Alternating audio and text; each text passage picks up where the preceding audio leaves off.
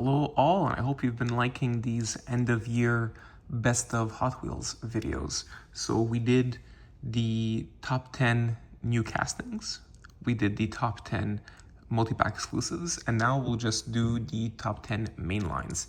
I have these two treasure hunts here because I want to say that I will not be including treasure hunts, even though they are technically part of the main line. I didn't really find it fair to include them. At the same time, just saying that even if I would include them, I didn't feel that any of them this year was such a great upgrade over the standard deco. The only one I thought was really good was, I did like the Bugatti. I feel that the purple highlighted the casting details very well. That was fun with the Spectraframe purple. And I really liked the Porsche, which I also have. I didn't bring it out, but I have it too.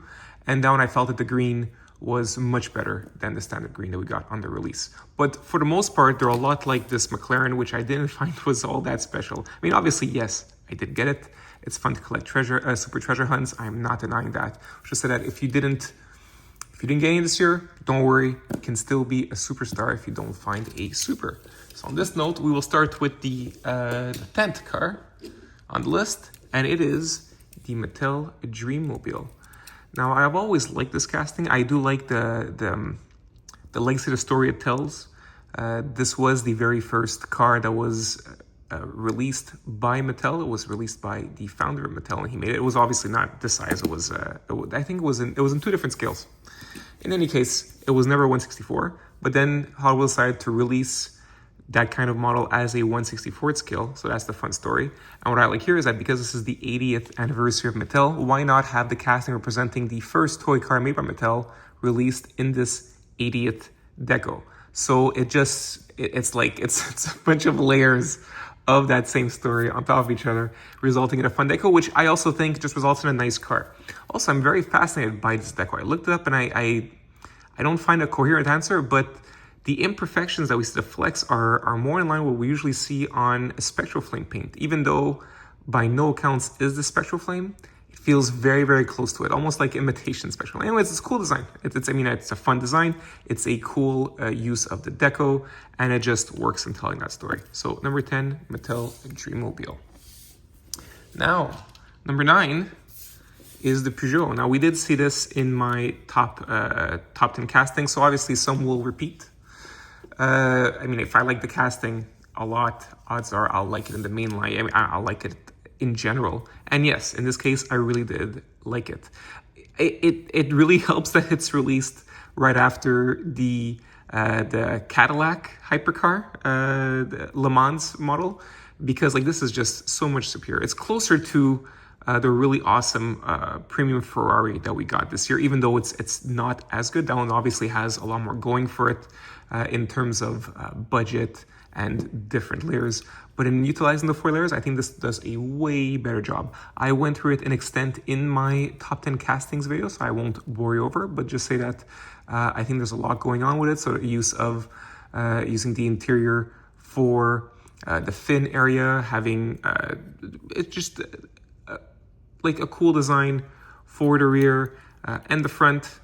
I just find it interesting all around, and I do like that even though the casting itself is good, they also went the extra mile and gave us a decent deco as well. So it just feel like they didn't cheap out on this release, on this first release of this cool new casting. So I like Peugeot, and it's also really cool to have a Peugeot. There's not a lot in Hot Wheels. All right, now my number 8 is the Ferrari 365. Now, it's an amazing casting in terms of like using all the layers. So you see in the front, like I said it a few times already. So the grille is the interior, then you've got the headlights being the clear plastic used for the window. And then you've got the lower lip or bumper being the base. And it all works together. So you can then use, without having to use any of the budget for deco in the front, you can just use it, in this case, for a nice racing livery, and the car still looks complete and doesn't look cheap. So that's just very fun for the casting itself. I also do like the car. It's just too bad that it's a very limited release. It's a cool car, and the fact that it actually got pretty far in the Le Mans 24 and in the Daytona. So that's fun. I do like this era of racing and how it looks like, but it would be cool to also have the like standard 365 release. If you're curious what the standard 365 would be like, it's a bit like this, but of course the front here, there's not this piece at the bottom, and it doesn't have the exposed headlights. It's more like a standard Ferrari with the flip out headlights. So that one would be more versatile and you'd use it. In this case, with this one, it'd be kind of odd to have it in a deco that's not racing liveries. So that's the only limitation that this casting has, just the nature of it. But the casting itself is beautiful. I think it's really fun to add this to the collection, especially to a Ferrari collection.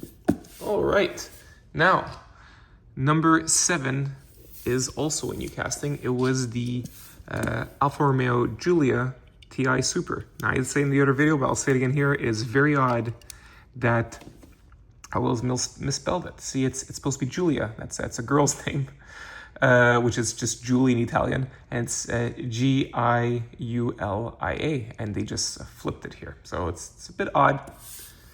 But anyways, that's that. It's a cool casting. Same what I said with this one, even though it's not as amazing as this. They do use that interior piece for the front grille and the headlights. So then that part, it's more excusable that it's not painted, since there is a contrast with the rest of the casting, and the headlights are still outlined pretty well. So yeah, I like the casting that tells the story. I do like also the exhaust being the interior as well. It's just nice. I just like it. I'm gonna collect it, and whenever it gets released, I'll collect it. Of course, unless it's like this, it's like an exclusive dinner car for a convention. But if it's just retailer premium release, yeah, for sure, why not? It's a beautiful, lovely casting. I'm glad to have it. I like, as you can tell, I like my retro cars. It's fun to add another Alfa Romeo to the collection. Now, number 6 is going to be the 56 Custom Ford truck. Now, I like the legacy of just the truck in the Hot Wheels line. So it's always been around, well, always. It's been around for a long time. So here's one, for example, from the 70s, right? And it is the same, it's the same 56 truck. Of course, this one's a custom version. So you can see, for example, the exposed engine here. Motor, yeah, that's right. So yeah, good stuff. In any case, the casting's already very fun, like I'm showing you the legacy of it, but at the same time also, it's got a deco that I personally love collecting. So this is the Day of the Dead deco, Dia de los Muertos, and it's well done. Also, you got the Halloween wheels to go with it too. So all in all, a cool deco on a fun legacy casting. So yeah, really love that. Amazing stuff.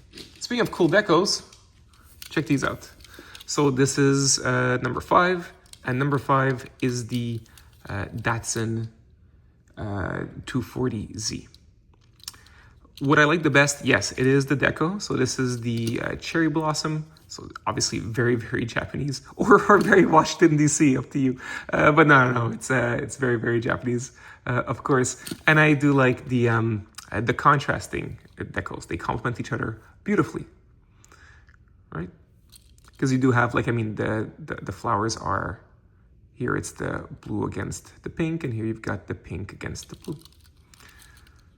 Just beautiful stuff. And also you could tell, look at that, the tires contrast as well. So it's almost like it's a shared, but it's the same release, just in 2 colors. I just like that they just, Hot Wheels had fun with it, and I'm having fun along with them too.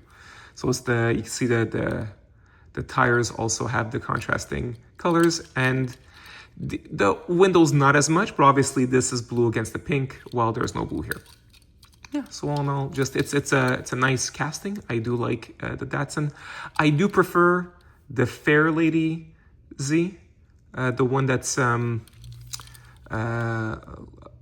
The one that is right-hand drive. Also because it has the more the casting's been more receded here for the headlights, and I think that makes it a nicer look. There's also that extra interior piece. I think it's the interior, right, being used for this part here. So there's more of like a fun mix of colors in the front that this casting lacks. Even though it is a decent casting, and I do like the car, and it's a beautiful deco this year. So there you go. I'll just keep one. We'll keep the pink one. Why not? So there you go. Custom Datsun 240Z for number 5. Number 4 is Optimus Prime. I'm just really glad this exists. All we had for Optimus Prime, I mean, all we had quite a bit. But yeah, Mattel released that very, very expensive transforming model. And they also released the track fleet version, which I have yet to ever find in stores. I mean, I found Ultra Magnus, but I never found Optimus Prime. Forget it, that was impossible. But now we've got one in the mainline, and we're seeing now it's being re-released for 2026 as well. So, you know, like Knight Rider or Scooby-Doo van or any other one of those, we're gonna have like a nice, beautiful Optimus casting for years on end that will just keep getting re-released. So any collector that's new to the hobby will be able to have this phenomenal casting. I'm just very happy about that happening. But the casting itself is really, really nice. For Transformers fans that don't know, it's a recreation of the original toy. So for example, the headlights here, there's holes because that's where you would because this becomes the arms and you would plug in the fist. That's like the the fist holes. Sounds a bit dirty, but yeah, it's the hole that you would peg in Optimus's fist into. That's how Transformer toys were back in the 80s. Lots of parts forming there, but it's well done. So you see a nice recreation of it, and there's a lovely detail all over the casting too, and even inside you don't see it, but there is a matrix of leadership. It'd be pretty cool if eventually you'd have like a maybe like more clear plastic variation. I mean, it's clear plastic, but I'm just saying clear. So because here it's tinted dark, so it can be used as the smokestacks as well. But it'd be fun to maybe have it be really clear plastic and you'd see the inside, and the inside has a matrix of leadership. So it's a beautiful, wonderful casting. And there's little Optimus saying hi to us. So very happy that this exists. All right, number 3 is, and I wasn't sure if I picked this one as number 3 or number 2, just to show you how much I do like it. It is the Mad Fast, this specific release. So yes, it was released in 2 colors this year, but not just 2 colors. There is a big distinction between these 2. So this is my number 3 pick, not this one. And the reason why is because at long last, after a very, very long time, Hot Wheels actually upped the budget on this guy. So this is a die-cast engine block. See, this version here is chrome.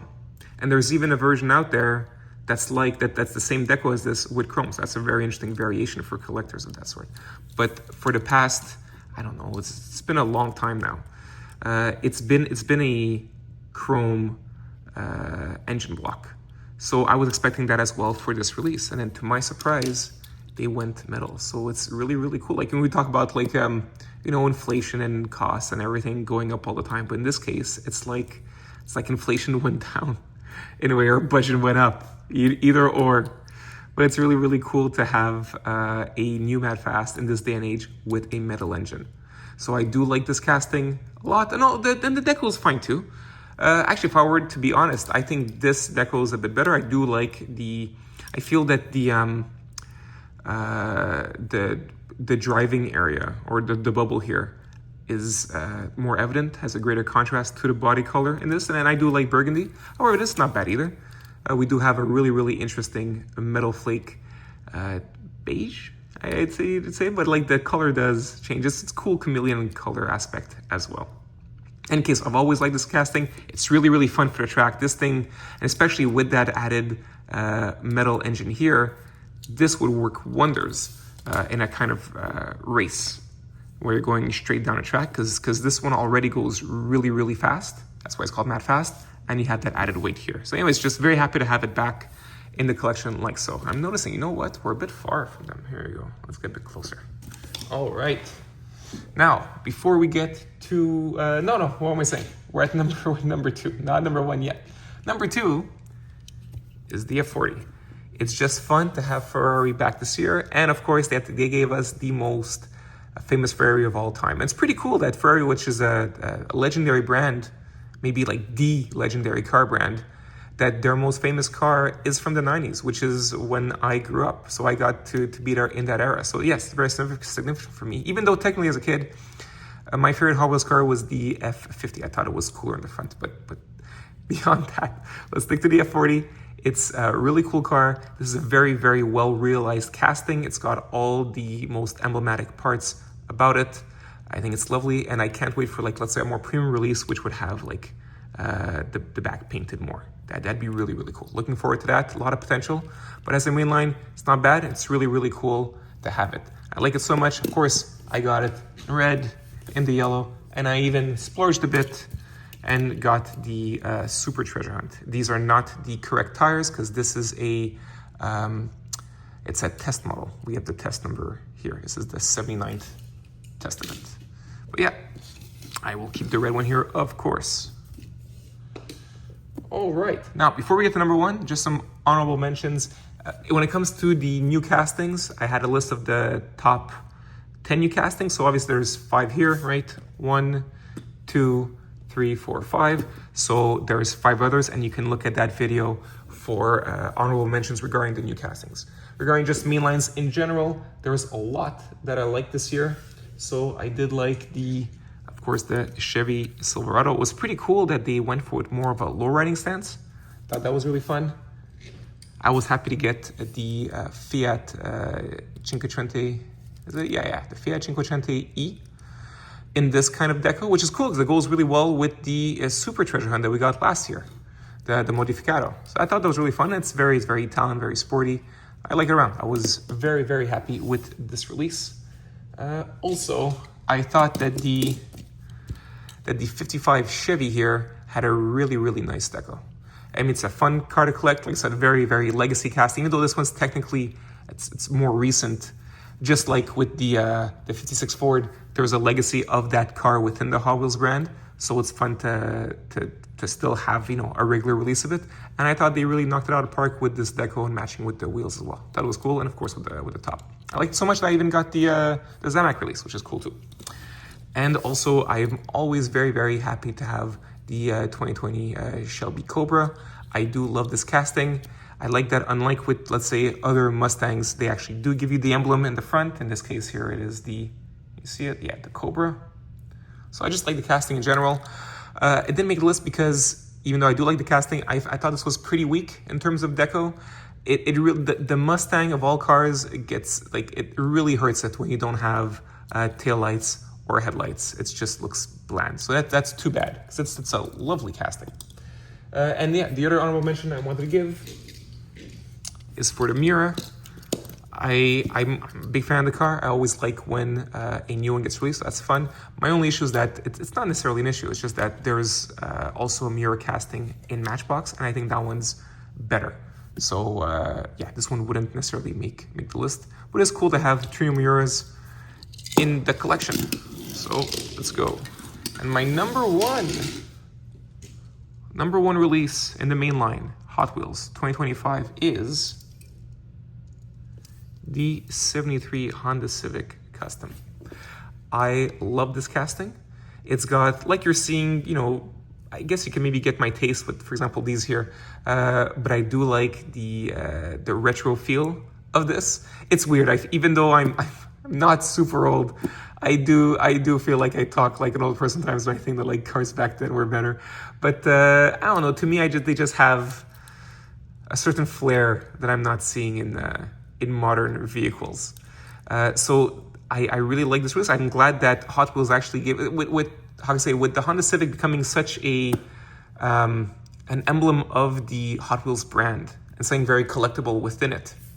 I do find it fun that they gave us one of the earlier Honda Civics ever, but of course with a Hot Wheels flair. So this is not necessarily the 72 Civic, which was the first year it was released, but it's a customized version of that early car. So for example, you've got those like a big LED, well, they wouldn't be LED back then, but anyways, those giant lights in the front for like rally racing, right? So you got that, or you've got like that hint of a spoiler in the back as well.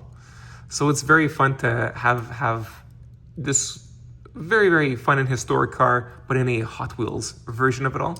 And what I like especially about this, so it was already a good casting, but what I like about this release is that it doesn't feel cheap at all. In a mainline, I think this is like the most not the most quality, but the most quality looking. Because with this one, we have some really, really nice like silver series level decals in the front. Like, that's really, really nice. Like, see all that, all the details you have, even with the Honda on the license plate here. And yes, of course, nothing in the back, which is too bad. But along with this, we get some really, really nice racing livery. And what's fun about this racing livery is that this is like the only set this year within the Then and Now subline that actually has a really, really cool livery that is identical to the other car. So this is the Then, of course, and this is the Now. If you're wondering, the Now is the 2018 Honda Civic. And to me, this is the most fun subline to collect every year is the Then and Now, to see like how like with the history of Hot Wheels, the history of cars, how much we've advanced all these years. And for some reason this year they were just like almost allergic to give you like a proper Then and Now. I'd say the other one that we got that was close to it was the Mustang with the Dark Horse.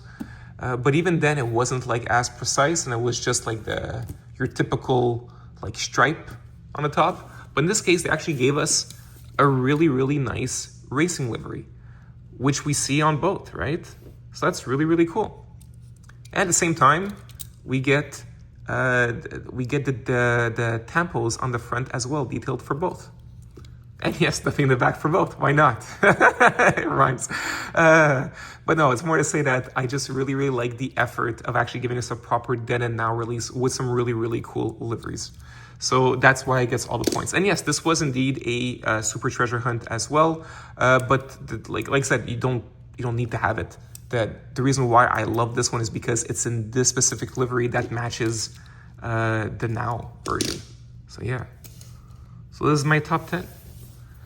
And on this note, I wish you all a lovely day, guys, okay? Bye.